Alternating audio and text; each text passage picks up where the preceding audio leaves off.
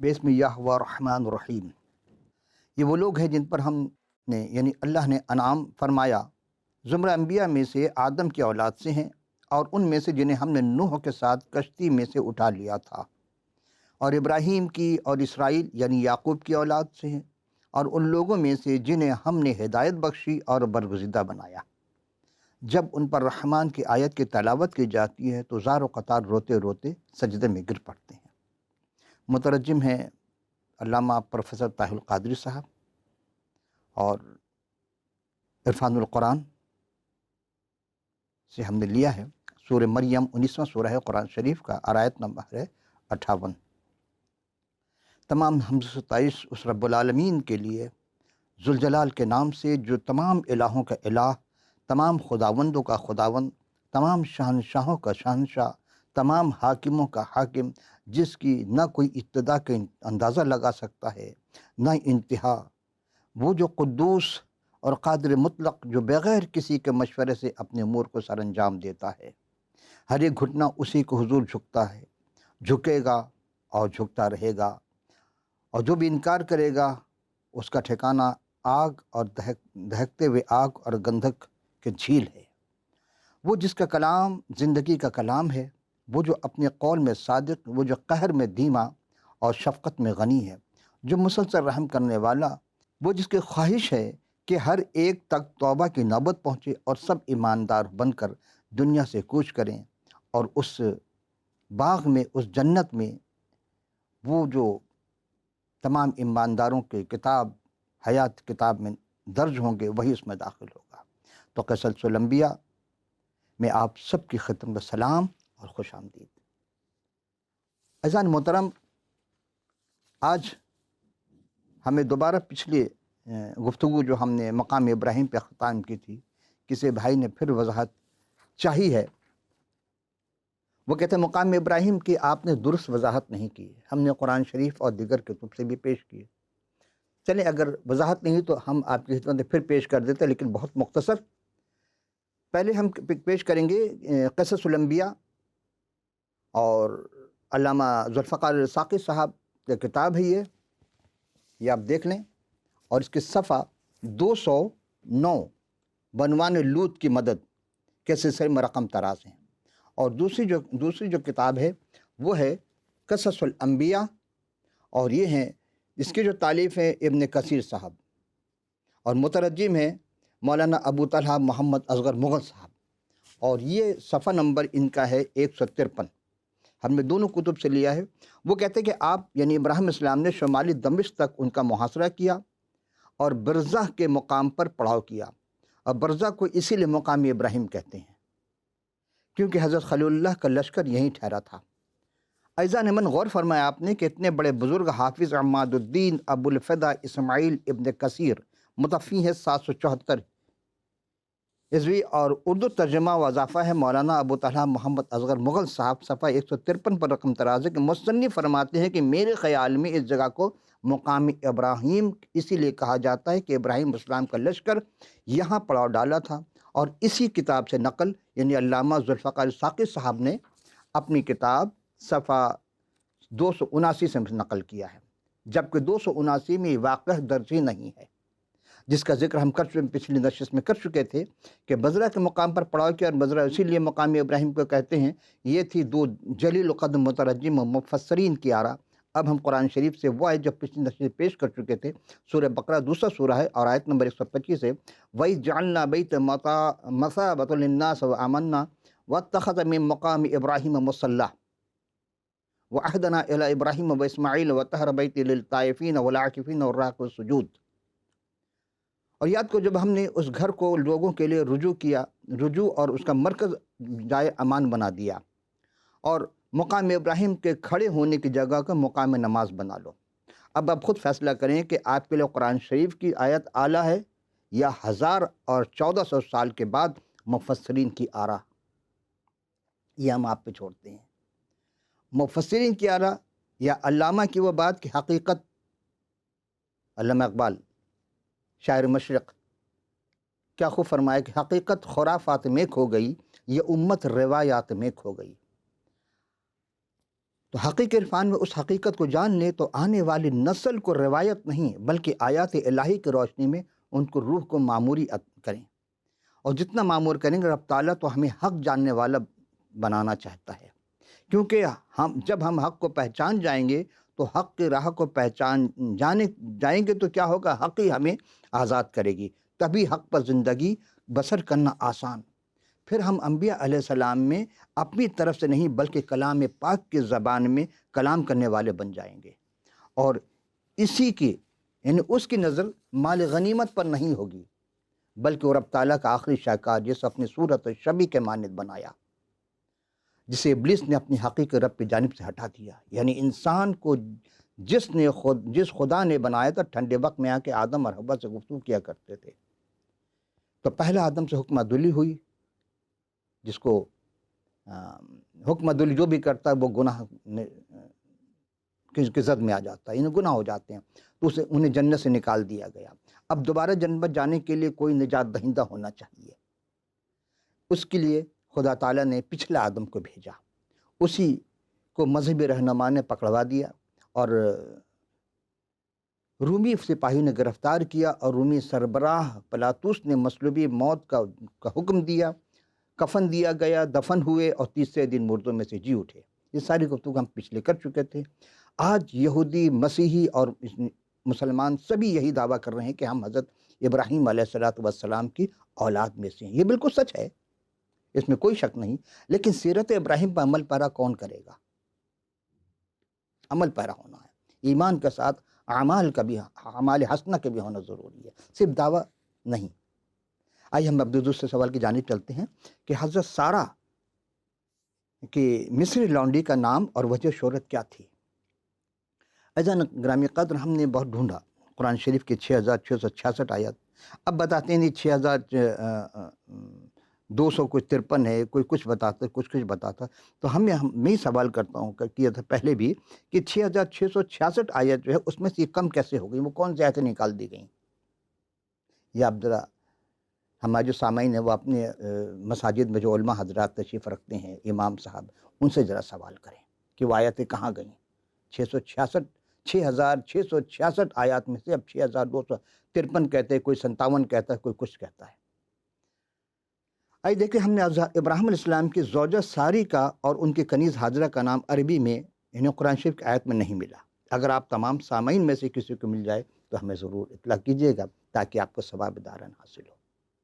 عزیزان گرامی قدر، سورہ صافات 37واں سورہ اور آیت نمبر 100، رب حب لی من الصالحین، جس کا ترجمہ ہے اے میرے رب صالحین میں سے مجھے ایک عطا فرما۔ بات واضح نہیں ہوئی کیا چیز، لیکن مترجم کہتے ہیں کہ اولاد کے بارے میں کہا جا رہا ہے، اور یہ اس وقت کی بات ہے جب اسماعیل ہو چکے تھے۔ عزیزان گرامی قدر، اب ہم اسی سورہ صافات کے 101 نمبر آیت کے دیکھتے ہیں، فبشرناہ بغلام حلیم،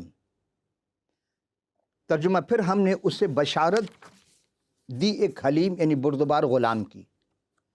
سمجھ میں نہیں آتی ہے کہ مترجمین اور مفسرین کلام لفظ غلام کی جگہ بیٹا لکھتے ہیں، بے غلام ہے، بیٹا ہے۔ عربی زبان میں ایک اور لفظ ہے عبد، اور عبد کے معنی بھی غلام، نوکر، چاکر وغیرہ کے ہیں، لیکن اگر غور فرمائے تو عبد کے معنی بیٹا کے بھی ہیں۔ اب آپ کہیں گے یہ کیسے ہو سکتا ہے؟ اس لیے کہ حضور پیغمبر اسلام حضور صلی اللہ علیہ وسلم کے دادا کا نام عبد المطلب، اور عبد المطلب ان کا اصل نام نہیں تھا، ان کا اصل نام تھا شیبۃ الحمد۔ مطلب چونکہ بے اولاد تھے تو انہوں نے اپنے بھائی کے اولاد کو لے کر آئے تھے مدینے سے۔ جب وہ داخل ہوئے تو مکے والے نے کہا کہ حاذا عبد المطلب، یہ مطلب کا غلام ہے۔ انہوں نے کہا نہیں، یہ غلام نہیں ہے، میرا بیٹا، میرا بھتیجا، میرا بیٹا ہے۔ تو کیا یہاں لفظ مطلب کا بندہ یا غلام یا نوکر ہوا؟ عبد المطلب کے کیا مان لیں گے کہ وہ جو مطلب ہے وہ نوکر ہے، غلام ہے، کیا ہے؟ آپ تاریخ اسلام میں جائیں گے یہی کہا جائے گا، نہ نوکر ہے، نہ غلام ہے، نہ بندہ ہے، پھر کون ہے وہ مطلب کا؟ بیٹا۔ تو اب کے معنی بیٹا کے بھی ہوتا ہے۔ تو عزیزان من، یہ بات قانونی قدرت اور میری سمجھ سے بعید ہے کہ بیٹا کو غلام کیوں کہا گیا یا کیوں لکھا گیا۔ ایک بات تو یاد دلا دیں کہ بیٹا اور غلام میں فرق ہوتا ہے۔ بیٹا جب چاہے جہاں چاہے کمرے میں آ سکتا ہے، غلام نہیں آ سکتا۔ غلام کو بیٹا بنایا پکارا جا سکتا ہے، مگر بیٹا کو کبھی بھی کسی نے غلام نہیں کہا کہ میرا غلام ہے۔ جب بھی تعارف ہوگا، کوئی بھی تعارف کروائے، کہا کہ میرا بیٹا ہے، نور نظر ہے، لخت جگر ہے، جانشین ہے، اور غلام کا درجہ نہیں دیا، بیٹا کو غلام کا درجہ نہیں دیا۔ بیٹا تو وارث ہوتا ہے، غلام وارث نہیں ہو سکتا۔ اب آئیے دیکھتے ہیں وہ سوال کہ ہاجرہ حضرت ابراہیم کی زوجہ اسماعیل کی والدہ ہیں، یعنی وجہ شہرت کیا ہے؟ ہاجرہ، انہوں نے لکھا ہے کہ ہاجرہ بادشاہ مصر کی کنیز تھی جنہیں حضرت ابراہیم کے زوجہ سارہ کے لیے بطور ہدیہ دیا گیا تھا، اور سارہ نے انہیں حضرت ابراہیم کو بخش دیا تھا۔ پھر کچھ عرصے بعد حضرت اسماعیل انہی سے پیدا ہوئے۔ عرصے بعد آپ کے وطن جب اسماعیل کی ولادت ہوئی، یعنی سارہ اور ہاجرہ سے حساوت اور ناراضگی کا اظہار کرنے لگیں، تو حضرت ابراہیم نے خدا کے حکم سے ہاجرہ ان کے بیٹے اسماعیل کو شام سے مکہ منتقل کیا، جو اس وقت ایک خشک بیابان تھا جس کی وجہ سے وہاں کوئی آبادی نہیں تھی۔ اسلامی ماخذ کے برخلاف توریت میں وہ کہتے ہیں ہاجرہ کے شام سے مکہ ہجرت اور اسماعیل کے بجائے اسحاق کی ولادت کے بعد قرار دی گئی ہے، اور تورات کے مطابق اس سفر کو حضرت ابراہیم نے بھی ان کے ہمراہ نہیں کیا تھا۔ دیکھیے، عجب گفتگو کی جاتی ہے، مفسرین جو لکھتے ہیں عجب مبہم پیدا کر دیتے ہیں۔ میری سمجھ میں آتی ہے کہ جب قرآن ایک سیدھی بات کر رہا ہے تو اس میں الجھاؤ کیوں؟ تاکہ عام لوگ نہ سمجھ سکے حقیقت کیا ہے۔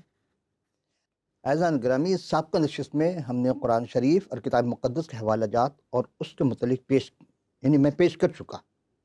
اب کتاب تورات مقدس کا پہلا سورہ، یعنی تکوین، جس اردو میں پیدائش کہتے ہیں، جنیسس انگلش میں، اس کی 16ویں اور 17ویں رکوعات کی روشنی میں وجہ شہرت معلوم کر سکتے ہیں۔ اب چونکہ ہمارے پاس دامن وقت گنجائش کم نہ ہوتی ہے، تو اگر آپ کے پاس کتاب مقدس نہیں ہے تو آپ ہمیں لکھ بھیجیے اپنا پورا پتہ، اور ہم آپ کو فی سبیل اللہ اسے خدمت میں ارسال کر دیں گے۔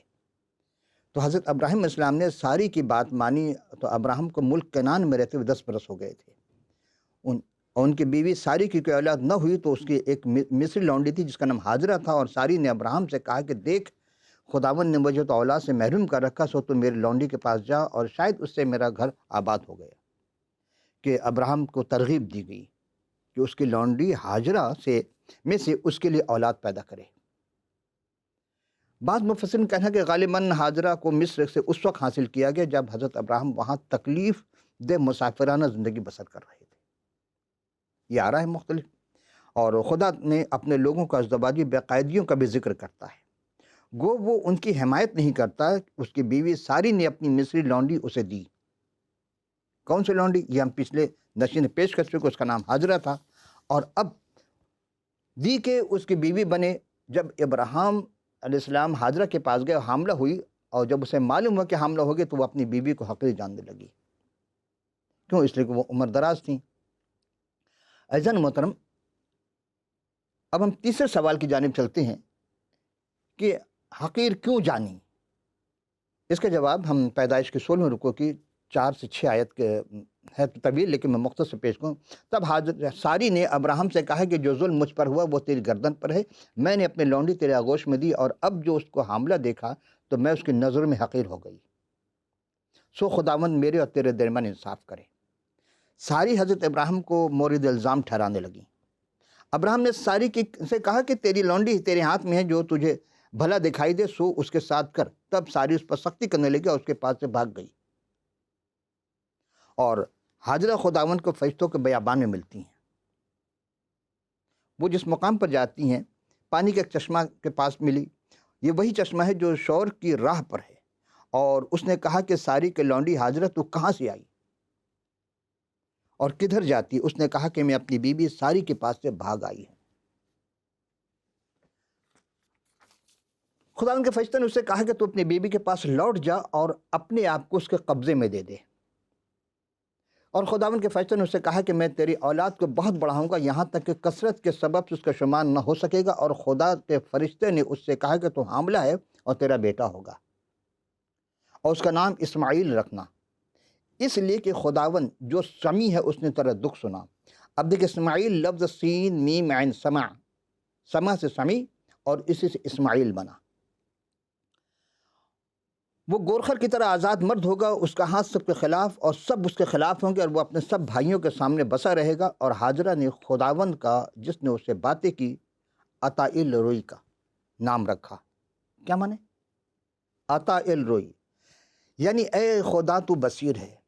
یہاں عطا الروئی کا لغوی مطلب ہے اس کا چشمہ یا کنواں جو زندہ ہے اور جو مجھے دیکھتا ہے۔ ظاہر سے کائنات کی ہر چیز اسی کی ہے، کیونکہ اس نے کہا کیا میں نے یہاں بھی اپنے دیکھنے والوں کو جانتے ہوئے دیکھا؟ اسی سبب سے اس کنویں کا نام بیر اللئی روئی پڑ گیا اور قادس اور برت کے درمیان میں ہے۔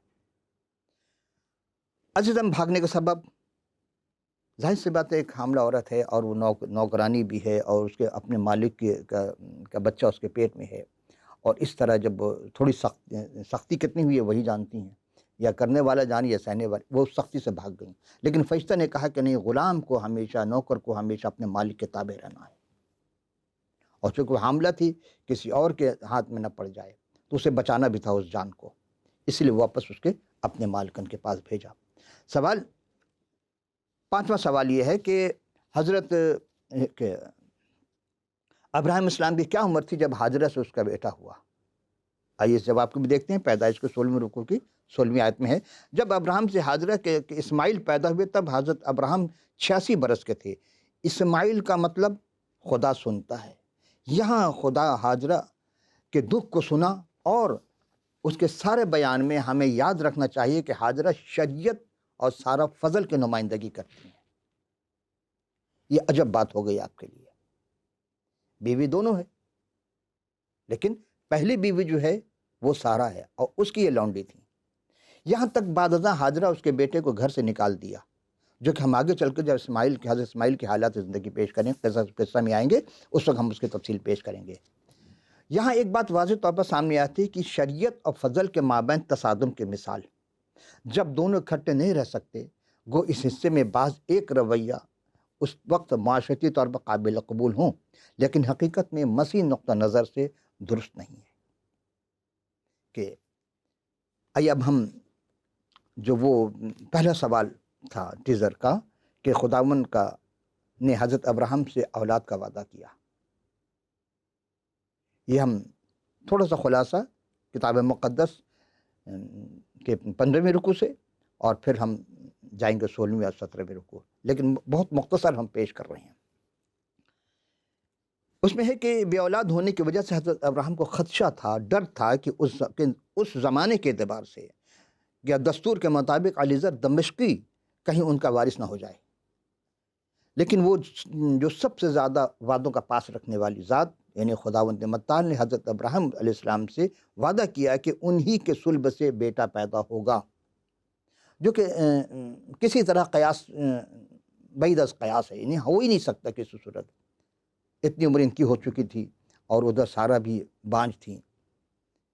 یہ ان کی اولاد ستاروں کے مانند ہوگی، یعنی کیا کہا کہ ستاروں کے مانند ہوگی۔ انسانی فطرت اور اذہان کے مطابق یہ بالکل ہی ناممکن نظر آنے والی بات، کیونکہ سارا کی عمر گزر چکی تھی جن میں بچہ نہیں پیدا کر سکتی تھی، لیکن حضرت ابراہیم خدا تعالیٰ پر ایمان لائے اور انہیں راست بار ٹھہرایا، اور اسی سے خدا نے دعویٰ کیا کہ اس کی اولاد خاک کے ذروں کے مانند بے شمار ہوگی۔ دیکھیے، دو طرح کی گفتگو ہو رہی ہے۔ حضرت ابراہیم نے اپنی بیوی ساری کی بات کو ماننا بے قرار فطرت کے یہاں اظہار ہوتا ہے۔ خدا تعالیٰ کے واضح کے انتظار کرنے کے بجائے ساری کی بات کو حضرت ابراہیم نے ترغیب دی کہ وہ اس کے لونڈی سے اولاد پیدا کرے۔ اب یہاں علم عرفان کی ایمانی ذوفشانی میں دیکھتے ہیں کہ خدا تعالیٰ نے جو ابراہیم السلام پہ دو طرح کے سے وعدے کیے۔ ممکن ہے کہ آج ہماری یہ بات تسلیم نہ کی جائے، کیونکہ پہلے جو بات اذہان میں پیوست ہیں ان کی جگہ نہیں لے سکتے، کیونکہ روح کی لطافت کو جسمانی کثافت تسلیم نہیں کرتی۔ پھر غور کریں، روح کی لطافت کو جسمانی کثافت تسلیم نہیں کرتی، قبول نہیں کرتی، لیکن جب آپ ایک عمیق قلب و نظر اور اس حقیقی مالک سے رجوع کریں، ویسے اہل طریقت میں بآسانی سمجھ میں آ جائے۔ کس طرح؟ حضرت ابراہیم اسلام سے کہا کہ اولاد خاک کے ذروں کے مانند بے شمار ہوگی، اور دوسرا وعدہ تھا کہ ابراہیم اسلام سے اولاد ستاروں کے مانند ان گنت۔ یہ دو متضاد گفتگو۔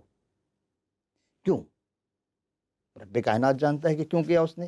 آئیے ہم تھوڑا سے علم عرفان کی روشنی میں دیکھتے ہیں کہ پہلا یہ کہ اولاد خاک کے ذروں کے مانند بے شمار ہو، کہ یہاں خاک سے مراد حضرت ابراہیم کی فطری اولاد ہے، یعنی اسماعیل، جن کی فطرت میں غلبہ زیادہ ہوگا اور جن میں راستہ بازی بہت کم ہوگی، جو پیدائشی طور پر تو وہ بھی یہودی ہوں گے۔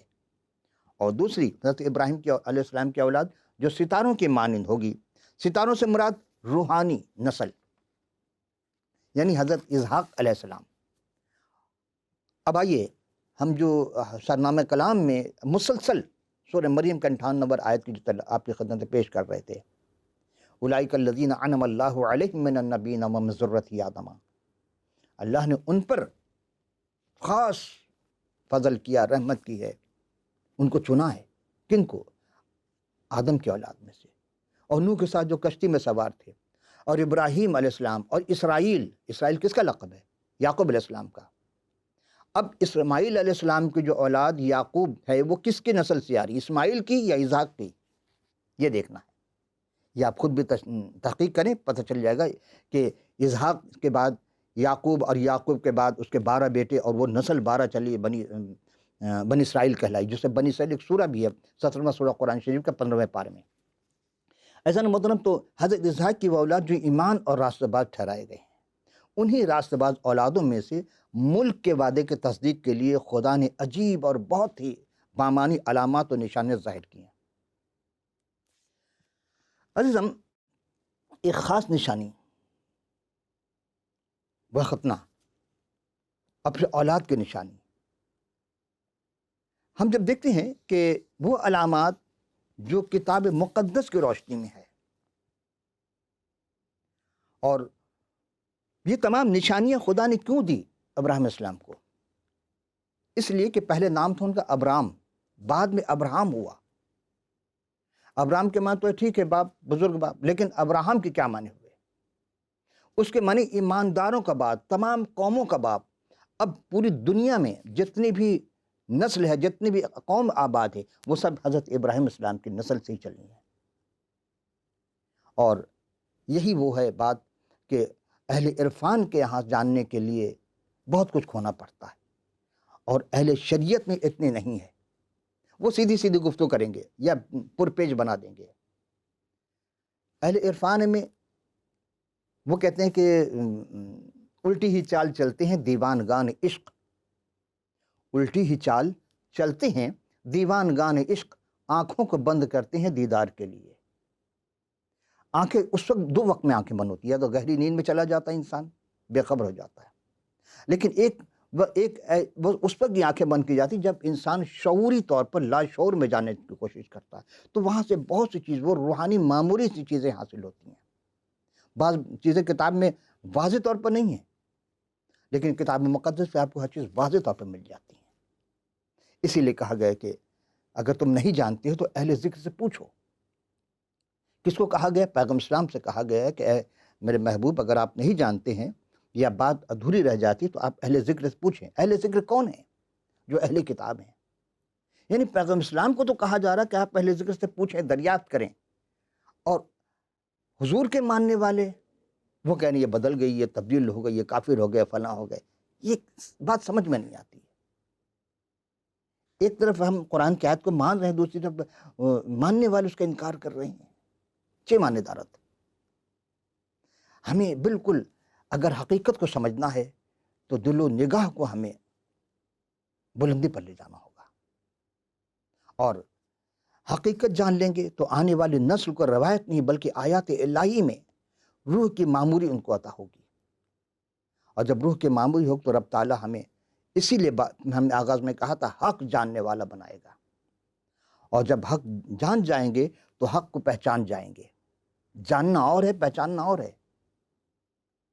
کہتے جان پہچان ہے کہ نہیں؟ ہاں جانتے ہیں بھئی، پہچانتے بھی ہیں کہ نہیں؟ یہ ایک لفظ جیسے مانے، لیکن بہت فرق ہے اس میں۔ اور تو حق کی راہ کو جب پہچان جائیں گے تو حق ہی ہمیں آزاد کرے گی، اور تبھی حق کی زندگی بسر کرنا آسان ہو جائے گا۔ ہمیں دیکھنا ہے کہ حق ہے کیا، حق کہتے کسے ہیں؟ کیا کسی نے کہا کہ میں ہی حق ہوں؟ کسی نے کہا کہ میں ہی راہ ہوں، میں ہی زندگی ہوں؟ وہ ایک ہی ہستی ہے، وہ حضرت ابراہیم اسلام کے نسل سے ہے، حضرت اسحاق کی نسل سے آئے، حضرت یعقوب کی نسل سے آئے، اور وہ ان کے والدہ کے نام سے ایک سورہ بہت مشہور ہے، 19واں سورہ، اور وہ سورہ مریم، اور مریم کے اس بیٹے کو خدا نے وہ عرفان، وہ چیز عطا کیا، وہ دیا ہے کہ اس پر ایمان لانا لازمی ہے۔ اب دوبارہ کوئی نہیں آئے گا دنیا میں سے جانے کے بعد، لیکن وہ ضرور آئیں گے، وہی آئیں گے، اور آئیں گے تو اب وہ رحم دل ہو کر نہیں آئیں گے، بلکہ عدالت کریں گے۔ مالک یوم الدین کا جو ذکر ہے قرآن شریف کے سورہ فاتحہ کے 30 نمبر آیت میں ہے کہ مالک، وہ مالک الدین کا، قاضی نہیں ہے۔ قاضی کتاب اور قانون کے تحت فیصلہ کرتا ہے، مالک کو اختیار ہوتا ہے، جس کو چاہے بخشے، جس کو چاہے نہ بخشے۔ تو اس دن بھیڑ اور بکریوں کو الگ الگ کر دیا جائے گا۔ ہمیں دیکھنا ہے کہ ہم دنیاوی زندگی گزارنے کے لیے تو بہت توغ و دو کرتے ہیں، ہر ایک چیز کو نئی زبان نہیں جانتے تو کسی مترجم کے پاس جاتے ہیں کہ یہ کیا لکھا ہے۔ کیا ہم نے غور کیا جہاں ابد الآباد زندگی گزارنی ہے، جہاں ہمیشہ رہنا ہے، وہاں کے لیے ہم فکر مند نہیں ہیں؟ جہاں عارضی طور پر رہنا وہاں کے لیے بڑے فکر مند ہیں، لیکن جہاں مستقل رہنا ہے وہاں کے کوئی فکر۔ اب دو ہی راستے ہیں، یا تو دونوں جیم سے شروع ہو رہے ہیں، جنت یا جہنم، لیکن بہت کٹھن ہے۔ جنت کے راہ کو سمجھنا بہت، لیکن عمل بہت مشکل ہے۔ اور جہنم میں جانے کے لیے کوئی مشکل نہیں، کوئی بھی گناہ کرو جہنم میں پہنچ جائے گا انسان، لیکن گناہ سے بچنا ہے۔ اسی لیے فرمایا کہ کہتے ہیں کہ کوئی گناہ اگر دیکھ لو کسی خوبصورت حسین چہرہ کو تو گھر جا کر بیوی سے مل لو، لیکن یہاں کہا فرمایا جناب مسیح نے کہ تم سوچو نہیں اس گناہ کے بارے میں، سوچا تو وہ گناہ ہو گیا۔ سوچنا پہ پابندی ہے، تو سوچے کہ جس نے سوچ پہ پابندی لگا دی ہے وہ کس بلند خیال اور مرتبہ کا ہوگا۔ تو وہ جس کے نسل سے آ رہا ابراہیم، وہ اس کا مقام کیا ہوگا؟ ہم نے وہیں سے شروع کی اور وہیں اختتام کر رہے ہیں کہ ہم جب اگلی نشست میں آئیں گے تو ہم بتائیں گے وہ خاص نشانی کیا تھی، اور وہ اولاد جو حضرت ابراہیم علیہ السلام کے نسل سے چلی، اسماعیل جو ہیں وہ زمینی ذرات سے متعلق بتائے گئے ہیں، جسمانی، وہ بھی یہودی، اور جو روحانی آئے ہیں وہ حضرت اسحاق آئے ہیں۔ اب اس کی تفصیل ہم جب دونوں کے جب حالات زندگی پیش کریں گے تو ہم آئیں گے، لیکن اگلی نشست میں جب آئیں گے تو ہم اس نشانی کو بتائیں گے، دو کون سے نشانی اہم ہے جو رب تعالیٰ نے ان کے لیے رکھی ہیں۔ وعدہ خدا کرتا ہے اور وعدہ خدا نے کیا ہے وہ نشانی کو عطا کرنے کا، اور اس میں ہم بتائیں گے کہ اگر کوئی بھی اس نشانی کا انکار کرے گا قیامت تک آنے والی نسل، تو خدا اس کے ساتھ لڑائی کرے گا، خدا اس کو وہ مقام نہیں دے گا جو ابراہیم کا صرف زبان سے کہنا کہ ہم مانتے ہیں، لیکن نہیں، ماننے والا حقیقت میں کون ہے کہ اس کی نسل کو بھی مانے۔ اب دامن وقت میں عزیزان محترم گنجائش نہیں رہی، اگلی نشست میں پھر ملاقات ہوگی، اس وقت کے لیے اجازت، خدا حافظ سے۔